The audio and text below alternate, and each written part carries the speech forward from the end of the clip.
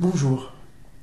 Eh bien, on m'a posé la question du rapport du judaïsme avec la citoyenneté, et en particulier la citoyenneté française, d'où ce drapeau de notre pays, que je salue avec respect.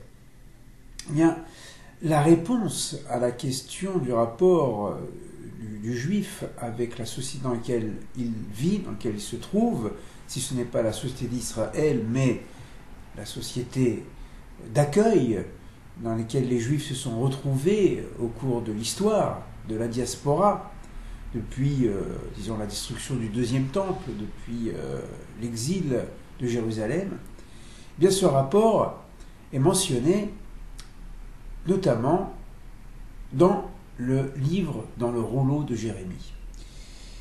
Jérémie est contemporain de la destruction du premier temple. Moins 586, Nabuchodonosor détruit Jérusalem et le temple, et la population judéenne va se retrouver en exil. Retrouver en exil à Babylone. Nous trouvons des traces aussi dans le psaume 137, le célèbre psaume, qui a été repris d'ailleurs dans une chanson célèbre, disco, des années, je crois, 80, On the River of Babylon, et qui parle de cette nostalgie de Jérusalem.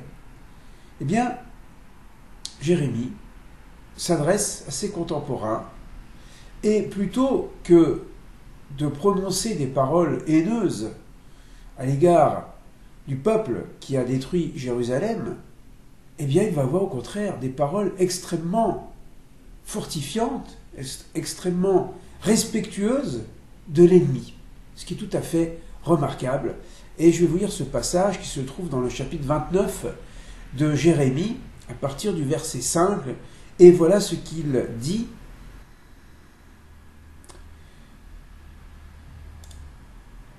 Alors je prends le texte. Ainsi parle l'Éternel Sabaoth, Dieu d'Israël, à tous les exilés que j'ai déportés de Jérusalem à Babylone. Donc Jérémie s'adresse au nom de Dieu, il appelle ici l'Éternel Hachem Tsevaot, c'est-à-dire le Dieu des armées, c'est-à-dire l'ensemble du cosmos, armée de gloire, si l'on veut, Dieu d'Israël, non pas qu'il appartient à Israël, mais Dieu proclamé par Israël, à tous les exilés que j'ai déportés de Jérusalem à Babylone. Jérémie fait ici allusion au fait que l'infidélité d'Israël a occasionné la destruction du premier temple, et donc c'est Dieu en quelque sorte qui est le maître de l'histoire et qui fait que Israël s'est retrouvé à Babylone. Mais la Babylonie deviendra aussi le lieu du repentir, de la Teshuvah, qui permettra le retour à Jérusalem quelques décennies plus tard avec Cyrus, le roi perse. Alors, que nous dit Jérémie, ou que dit-il à ses contemporains? Bâtissez des maisons et habitez-les, plantez des jardins et mangez-en les fruits. C'est hautement optimiste, n'est-ce pas? Épousez des femmes et mettez au monde fils et filles, donnez des femmes à vos fils, des maris à vos filles, afin qu'elles aient des enfants. Multipliez-vous là-bas et ne diminuez pas en nombre. Autrement dit, occupez-vous d'abord de vos besoins matériels, une maison, des jardins. Ensuite, une fois que vous avez résolu les questions matérielles, pourrez-vous marier. En général, il faut que tu aies un métier, ensuite tu vas épouser une fille ou tu vas épouser ton mari. Donc ensuite, mariez-vous, mettez au monde des enfants, ne diminuez pas, ne soyez pas dans la tristesse ou dans une révolte contre Dieu ou contre la destruction du temple. Et au contraire, maintenez votre espérance en Dieu qui un jour vous ramènera. Travaillez enfin à la prospérité de la ville où je vous ai relégué et implorez Dieu en sa faveur, car, écoutez bien, car sa prospérité est le gage de votre prospérité. Voilà, fin de citation. C'est la traduction de la Bible du rabbinat que j'ai pris à partir de sepharim.fr. Voilà. Alors, qu'est-ce que Jérémie nous dit ici?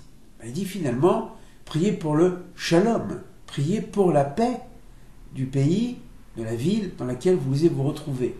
Et nous avons ici tout l'esprit qui va alimenter plus tard le judaïsme, ce rapport respectueux à l'égard du peuple qui accueille les exilés, et cette conduite deviendra la conduite générale des communautés juives, là où elles se trouveront, dans le monde ashkénaze, dans le monde séfarade, dans le monde oriental, le respect qui s'exprimera de différentes manières sur le plan culinaire, vestimentaire, langagier, et à chaque fois, le judaïsme va trouver une manière de vivre en cohérence avec le milieu d'accueil, tout en préservant une identité particulière qui n'était pas forcément ostentatoire, elle a pu l'être, mais pas obligatoirement.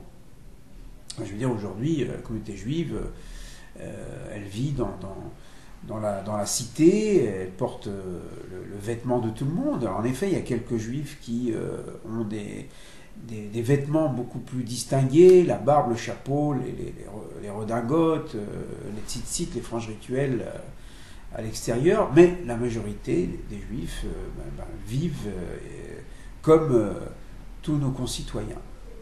Lorsque, en 1808, Napoléon Bonaparte a convoqué le Sanhédrin, reliquat un petit peu du Sanhédrin, qui représentait la grande instance religieuse à l'époque du Deuxième Temple, eh bien, il a réuni 70, il n'y avait pas 70 rabbins, mais 70 notables, dont des rabbins, en leur posant la question quels étaient leurs rapports à la France et au principe de la République.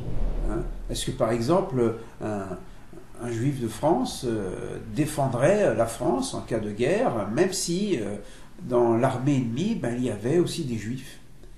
Et quel était le rapport du judaïsme avec les lois de l'État, le mariage civil avant le mariage religieux, l'enterrement dans un cercueil, alors que selon la tradition d'Israël, l'enterrement se fait à même la terre, etc. Et toutes ces questions qui préoccupaient l'empereur pour officialiser l'entrée des Juifs dans la société française, eh bien, les rabbins, le grand rabbin de France de l'époque, a donné cette réponse qu'on trouve dans le Talmud, attribuée à un maître qui s'appelait Samuel, vivant au IIIe siècle après l'ère chrétienne, et cette réponse se trouve en trois mots araméens, Dina de Malchuta Dina, la loi du pays et la loi du royaume et la loi. Autrement dit, en tant que juifs, nous sommes tenus, je dirais même religieusement tenus, de respecter les lois du pays, bien sûr lorsqu'il s'agit d'un état de droit et pas d'une dictature, auquel cas, bien sûr, tout homme a le droit de réclamer sa liberté. Mais en tant qu'État de droit, comme en France, eh bien, nous sommes tenus de respecter toutes les règles. Quant aux règles religieuses qui concernent la vie privée, eh bien, chacun va choisir sa manière de vivre son identité juive, qui va être très religieux, qui va être moins religieux, être plus traditionnel, qui va être orthodoxe, qui va être libéral, qui va être laïque, etc. Ça, c'est une affaire particulière. Mais ce qui concerne la vie dans la société, payer ses impôts, être honnête dans son travail, tout ce qui implique l'engagement citoyen, eh bien, du point de vue de la tradition juive, il n'y a pas d'opposition. On pourrait même dire que parfois des personnes sont obligées, pour des raisons de travail, de s'engager à travailler le Shabbat ou aller dans des restaurants où c'est pas toujours strictement cachère. Alors, à cette question, le judaïsme libéral va répondre de la manière suivante, c'est aussi mon point de vue, c'est-à-dire que le Shabbat et la Kashrut, c'est dans la société idéale d'Israël. Vous allez en Israël, vous rentrez dans une grande surface, vous ne posez pas la question quels sont les produits cachers ou pas cachers. Vous avez une grande surface aussi grande que les grands magasins qu'on trouve dans toute la métropole, où tous les produits sont cachers. Pour respect du Shabbat en Israël, mais vous pouvez respecter le Shabbat. Si quelqu'un ne veut pas respecter le Shabbat, ou si quelqu'un ne veut pas manger cachère, c'est parce que délibérément, il ne veut pas respecter la religion. Mais en Israël, tous les grands services publics sont fermés, les banques sont fermées, les transports de bus sont fermés, les cinémas en général sont fermés, etc., etc. Et donc on peut vivre le Shabbat, on peut vivre le Shabbat, on peut vivre la cacheroute, on peut vivre les fêtes en Israël sans aucun problème.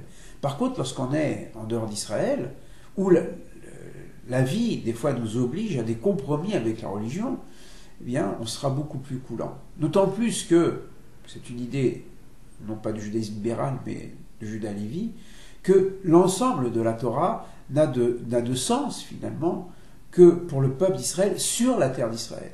C'est à ce moment-là que toute la législation d'Israël, la cacheroute, le Shabbat, tous les rituels, le repos de la terre, la 7e année, etc., la Shemitah, eh bien, tout cela n'a de sens que en Israël. Donc, en dehors d'Israël, du fait que nous sommes sous le contrat social du pays dans lequel nous trouvons, eh bien, on peut aménager notre judaïsme sans le renier, mais en respectant les règles du pays dans lequel nous trouvons.